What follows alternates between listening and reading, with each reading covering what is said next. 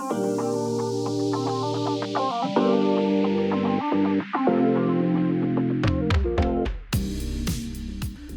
my name is David Brand, and today we'll be going over Axion's virtual faxing solution in the customer portal.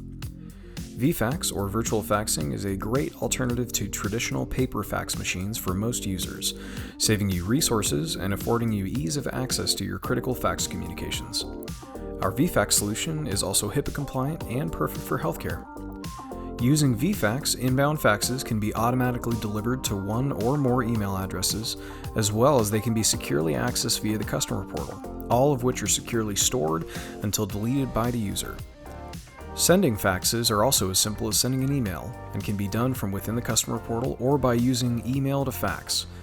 High-volume fax clients can also utilize our vFax API to integrate with their CRM, EMR, or billing systems. We'll start out in the customer portal by taking a look at the inbox so we can see what our received faxes look like. Here you'll see a list of your received faxes with some basic information including the date and time, the from fax number, so that's the sending fax number, the to, that's going to be the fax number on your side that they sent to. That's especially beneficial because that will allow you to differentiate between which fax number on your side the outside party sent to. You'll get a page count showing you the number of pages for that fax, a delivery status showing you if it was successfully received or if it failed, a read status which will show you if it has been downloaded from the portal or if the mark as read link from within the email notification has been clicked, as well as some basic actions over on the right hand side. Here in the actions we'll see some fax info. This is useful for troubleshooting or for basic documentation. You have a trash can allowing you to delete the fax, as well as a download icon to be able to download that fax and view that. Here we'll take a look at the fax that was received. It's just a basic test fax that was sent across. One thing to note, the actions available to you may change depending on the HIPAA settings for your specific account. Next we'll go down to the notification section so that we can see how we're notified on these received faxes.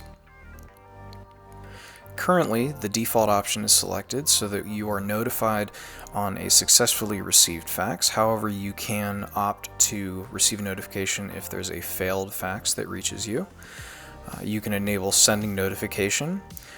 That will email you when a fax has been successfully sent from your user via mail to fax. And the use TIFF or use raw TIFF options are useful for when your faxes are being directly ingested into a record-keeping system such as an EMR or CRM database. The fax templates section is useful when you have a need to send similarly formatted data to multiple recipients. Here you can create documents with variables that will pre-populate their information if you're sending to a saved contact from within the portal. Cover page also utilizes these same variables if you're sending to a saved contact within the portal, and will show up as the first page in the sent fax. Next we'll go over how to send a fax. Here you'll see options for source, showing the fax number that you're sending from. If you have multiple fax numbers, you'll have a drop-down here allowing you to choose which fax number you wish to send the fax out from. The destination section allows you to specify the fax number that you're sending to, or you can choose from one of your saved contacts on the system. Once you've entered in a valid fax number to send to, you can specify if you'd like to add a cover and the files that you wish to fax. Here you can use the predefined cover page that we set up in the last section, or you can attach your own cover page if you have one saved to your computer, or utilize the quick cover page function and fill out the form here to have a new cover page dynamically generated for you with this data. Attaching your files is as simple as clicking the plus mark, choosing the file from your local computer, and then clicking send. Here you can also choose to add a template and attach one of the templates that we went over in a previous section as well. Once you click send, you'll see a notification at the top that your fax has been sent to the sending queue successfully. You'll then be taken to the outbox showing you the fax as it's processing. Initially, as soon as the fax goes into the outbox, you'll have an option to delete or remove that to cancel the sending. Once the fax begins sending with the outside party, you will no longer be able to cancel the fax. Once the fax is completed sending, it will show up in the Sent Faxes section here and show you the same sort of basic information we saw with the previous, where you can see date and time that the fax was sent, what fax number you sent that fax from, what number you sent it to. You also have pages and status and some actions, but additionally in the Sent section you can also see the user that sent the fax, as well as the platform that the fax was sent from. These examples that we see here were sent from the web portal, however you do have an option to send from email using email to fax. If you're using email to fax, it's as simple as sending a fax to outgoing@hivefax.com, entering in the fax number that you wish to send to as the subject, and attaching whatever files to the fax you wish to send.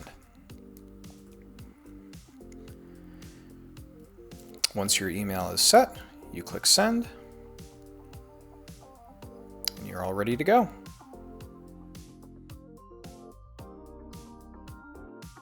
That will show up in the outbox as we see here that it's processing, and once that completes, it will then show up in the Sent folder.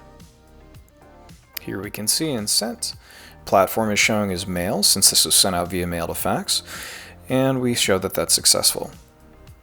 The actions on the right will show us a little more information about this fax as well. We have fax info like we saw previously. We have a trash can to be able to delete the fax. You can download that fax to view it, and you have a new option here to generate a fax report so that you can get fax confirmation on successful sends. Thank you so much for joining us for this video. If you do have any questions, please don't hesitate to contact us. We're always here and more than happy to help. Take care.